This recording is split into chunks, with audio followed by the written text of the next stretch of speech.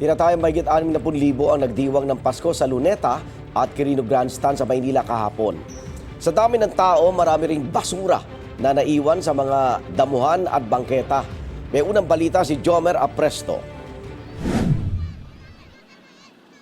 Mag-aalas 11 na kagabi, buhay na buhay at masigla pa rin ang Quirino Grandstand sa Maynila. Lahat kasi sinusulit ang kanilang oras kasama ang pamilya sa araw ng Pasko.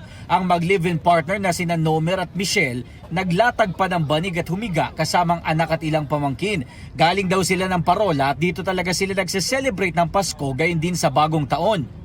Marami po kami, iba po umuwi na. Naubos na po yung baon namin. Sa Luneta naman, tumambay at nagpiknik ang pamilya ni Junek na isang e-trike driver. Maglilimang taon na silang dito nagdiriwang ng Pasko. Kung ikukumpara raw ang dami ng mga nagpunta dito kahapon at noong mga nakaraang taon. Ngayon medyo parang nagbawas eh. Marami. Batay sa datos ng Ermita Police Station, umabot sa mahigit 60,000 ang naitalang namasyal sa Luneta at Quirino Grandstand nitong mismong araw ng Pasko.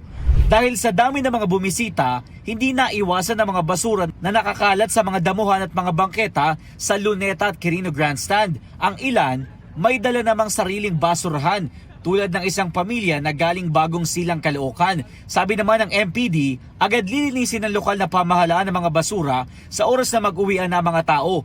Sa Luneta, hindi na nagpapasok ng mga tao pasado alas 11 kagabi. Napuno naman ang Ross Boulevard ng mga motoristang nag-uwian. Karamihan sa kanila, nasulit daw ang Pasko. Hindi raw kailangan ng malaking budget para maging masaya, basta't buo ang pamilya at sama-samang nag-e-enjoy. Merry Christmas and Happy New Year! Ito ang unang balita, Jomer Apresto para sa GMA Integrated News.